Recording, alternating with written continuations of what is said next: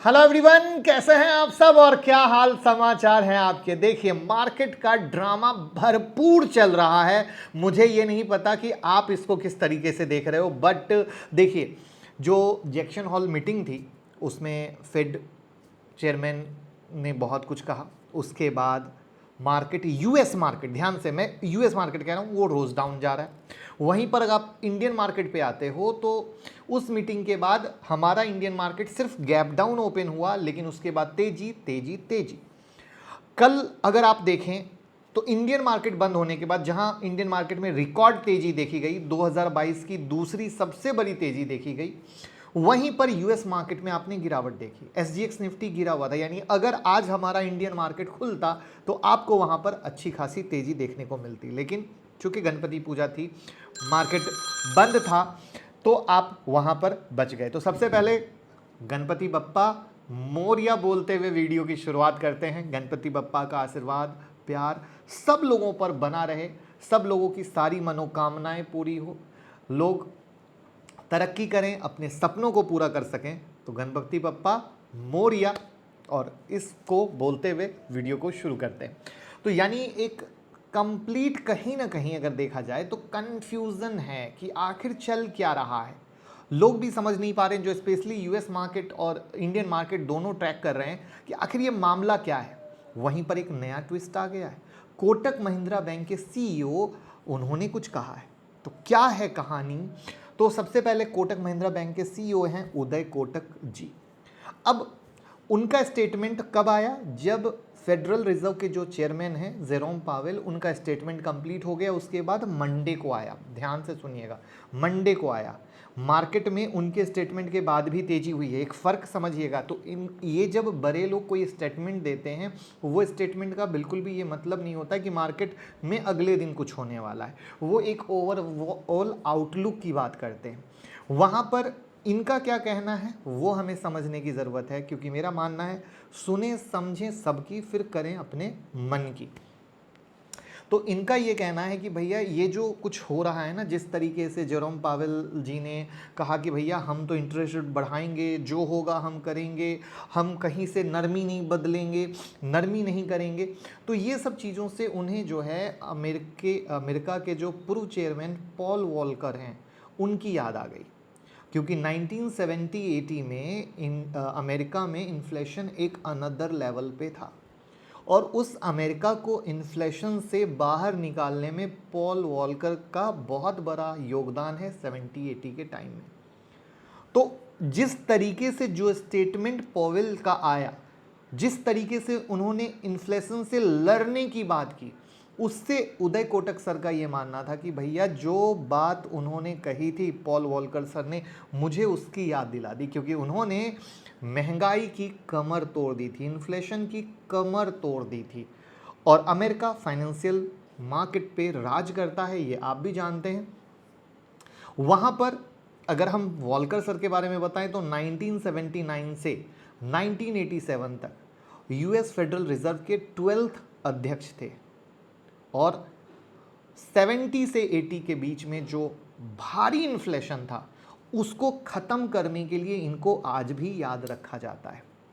वहाँ पर अगर हम अगेन बैक टू आज के डेट में आ जाएं कि जो आज के अध्यक्ष हैं वो पॉवेल, तो उन्होंने जैक्सन हॉल मीटिंग में साफ कह दिया, हम आक्रामक हैं, आक्रामक रहेंगे, चाहे स्थिति बद से बदतर क्यों ना हो जाए, जो सख्त रवैया है हम अपनाएंगे।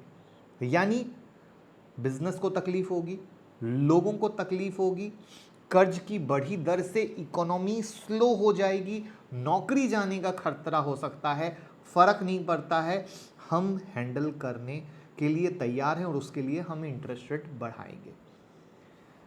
अब यहां पर ये जो एक चीज़ें हैं, इसके मद्देनज़र ये एक एंगल आता है कि भैया ऐसा हो सकता है कि ये चीज़ें हुई तो वहां पर मार्केट में आप गिरावट देख सकते हो, क्योंकि लोन लेना महंगा हो जाएगा। तो ऑटोमेटिक, चाहे नॉर्मल हो या बिजनेसमैन हो, दोनों के लिए प्रॉब्लम आने वाली है। मार्केट से आप एक सिंपल भाषा में बोलूं तो लिक्विडिटी खत्म हो जाएगी, और लिक्विडिटी खत्म हो जाएगी तो धीरे धीरे चीज़ें टफ होंगी, और टफ होने में ऐसी कंडीशन में जो हिस्ट्री बताती है कि मार्केट में गिरावट आती है, वहीं पर जो इंटरनेशनल प्लेयर हैं वो भी पैसा निकाल लेते हैं।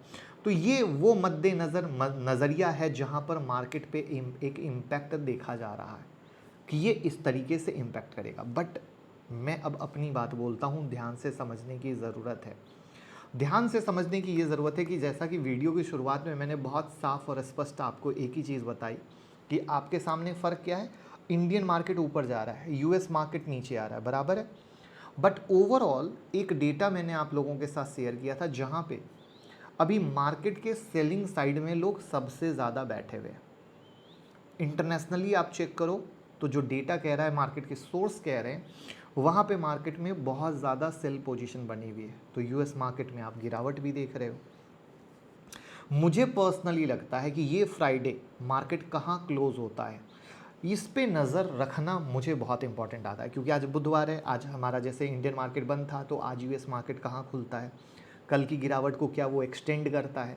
तो इस तरीके से मुझे जो पर्सनली लगता है कि ये जो फ्राइडे की क्लोजिंग आएगी वो एक डायरेक्शन हमें दे सकती है, वो हमें एक इशारा दे सकती है कि मैं नेक्स्ट किस तरीके से चलने वाला हूँ। यहाँ पर ये बात अलग है कि जो लोग नए प्लेयर होते हैं वो इतने लॉन्ग टर्म को, इतने दूर के विज़न को नहीं समझ पाते हैं। उनको सडनली लगता है कि एक दिन की तेज़ी हुई, मैं छूट गया एंड ऑल दैट वाली स्टोरी होती है। बट जो मेरा नज़रिया होता है वो ना एक दिन का होता है ना 2 दिन का होता है। मेरा ये मानना है कि मैं 18 साल से हूँ, तो मुझे इस मार्केट में ज़िंदगी भर बिताना है। और इस मार्केट में ज़िंदगी भर बिताने के लिए एक ही उसूल, एक ही रूल होता है, मौका और चौका। वहाँ पे कभी ये ना सोचें ट्रेन छूट गई है, एक ट्रेन गई तो दूसरी आएगी, दूसरी गई तो तीसरी आएगी, तीसरी गई तो चौथी आएगी।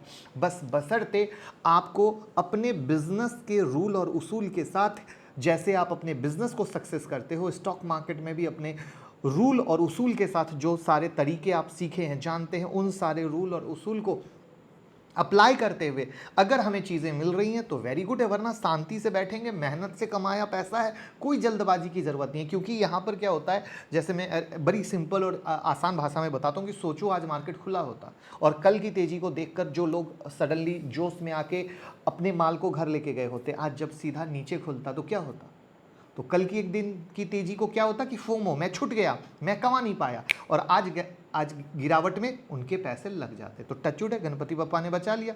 तो अगेन इसको बोलते एक पूरा पिक्चर देखना कि पूरा पिक्चर कैसे चलता है मार्केट में। कभी भी ये नहीं सोचना मेरे लिए कुछ छूट गया है। बड़ी सिंपल सी चीज़ है, दादाजी के समय भी मार्केट था, पापा के समय भी मार्केट है, मेरे समय भी मार्केट है, मेरे बेटे के समय भी मार्केट है। यानी भाग रहा मार्केट नहीं है, भाग रहे सिर्फ हम लोग हैं, अपनी जल्दबाजी के कारण, अपनी लालच के कारण। तो वहाँ पर ये जो नज़रिया है, मुझे लगता है थोड़ा फ्राइडे तक का टाइम दीजिए, फ्राइडे तक की क्लोजिंग को वेट एंड वॉच कीजिए किस तरीके से मार्केट रिएक्ट करता है। क्योंकि मेरी नज़र में जो मेरा पुराना रेसिस्टेंस था निफ्टी का 18,000 और 18,100, वो एज अ मेक और ब्रेक के तौर पे एज इट इज़ वैलिड है, उसमें कोई तब्दीली नहीं, कोई चेंज नहीं। मैं हमेशा कहता हूँ पोजीशन से स्टक मत होइए, सिर्फ बाइंग नहीं सोचिए, सिर्फ सेलिंग नहीं सोचिए, हमेशा सोचिए मौका और चौका। जब जैसी अपॉर्चुनिटी मिल रही है हम उस अपॉर्चुनिटी के लिए तैयार रहें, तभी हम पैसे कमा पाएंगे। तो आपका क्या लगता है, मार्केट 18,100 को तोड़ देगी इस फ्राइडे तक? कमेंट बॉक्स में ज़रूर बताइएगा। फिर से रिपीट करता हूँ, क्या आपको लगता है इस फ्राइडे तक मार्केट 18,100 को तोड़ देगी?